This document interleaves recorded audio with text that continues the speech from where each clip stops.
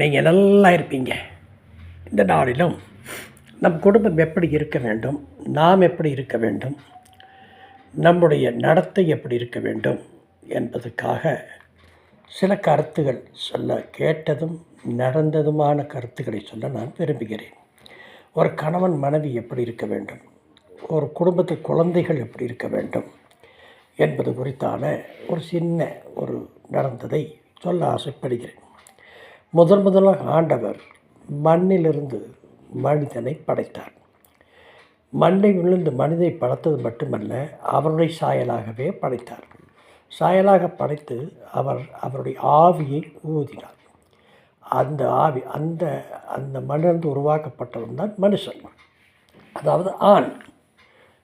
அவன் தனியாக இருப்பது நல்லதல்ல என்று கூறி அவன் தூங்கிக் கொண்டிருக்கும்போது, அயர்ந்து தூங்கிக் கொண்டிருக்கும்போது அவன் விலாயலிருந்து ஒன்றை உருவி பெண்ணாக படைத்து அவளை அவனுக்கு துணையாக வைத்தார்.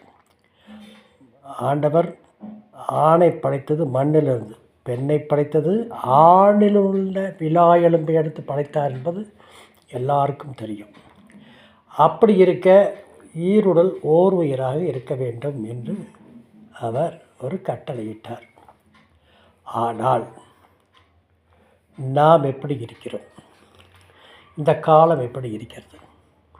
60 வயதானாலும் 70 வயதானாலும் 20 வயதானாலும் சண்டைகளும் சச்சரவுகளும் பிரச்சனைகளும் வந்து போய்கொண்டு தான் இருக்கிறது.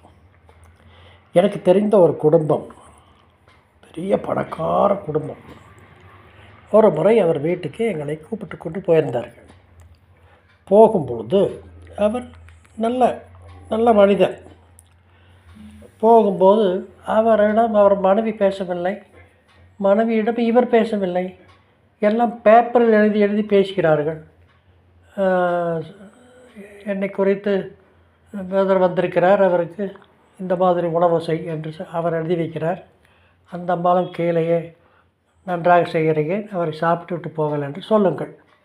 அதேமாதிரி வெளியே போகும்போது உனக்கு என்ன வேணும் என்று எழுதி வைக்கிறார். உடனே அந்த அம்மா இது வேணும் என்று எழுதி வைக்கிறார்.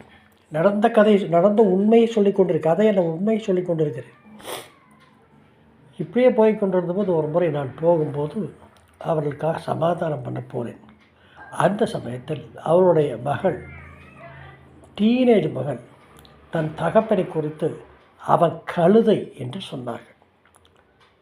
நான் உடனடியாக அந்த பெண்ணை மிரட்டினேன். ஒரு அப்பாவை கழுதை என்று சொல்லலாமா? அப்போ நீ யார் என்று கேட்டேன்.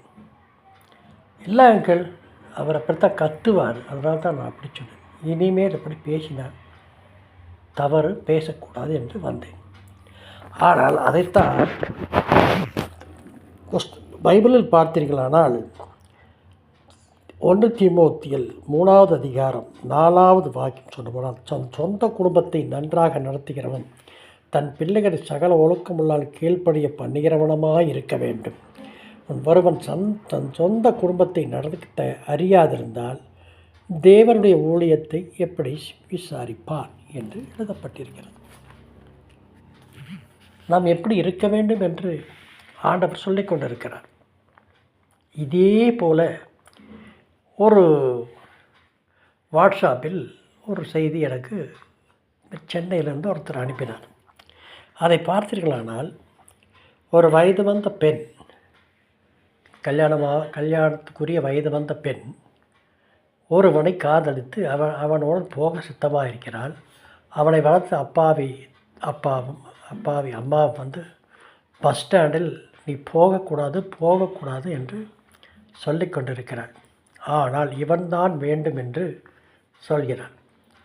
இதை பார்த்து கொண்டிருந்த அந்த பஸ் ஸ்டாண்டில் வந்த அந்த பெண்ணுடைய வாத்தியார் ஒருவர் இதை பார்க்கிறார். பார்க்கும்போது அவர் நேராக வந்து என்ன சண்டை என்ன என்று கேட்கும்போது விவரம் தெரிவிக்கப்பட்டது.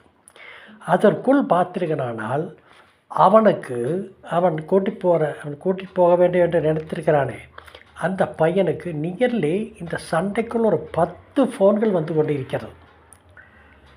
10 ஃபோன் மாறி இரு நான் அப்புறம் பேசுகிறேன், இரு அப்புறம் சொல்கிறேன் என்றவண்ணமாக பேசி கொண்டிருக்கிறார்.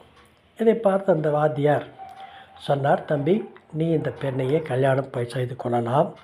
ஆனால் ஒரு கண்டிஷன். என்ன கண்டிஷன் என்று அவன் கேட்கிறான். உன்னுடைய ஃபோன் 10 நாளைக்கு இவளிடத்தில் இருக்கப்பட்டும், அவளுடைய ஃபோன் உன்னுக்கு 10 நாள் இருக்கட்டும் என்று சொன்னார்கள். உடனே பெண் என்ன செய்தால், உடனே ஓகே நல்ல ஐடியா சார், நான் கொடுக்குறேன் சொன்னவுடன், ஆனால் அந்த பையன் கொடுக்க மறுக்கிறான்.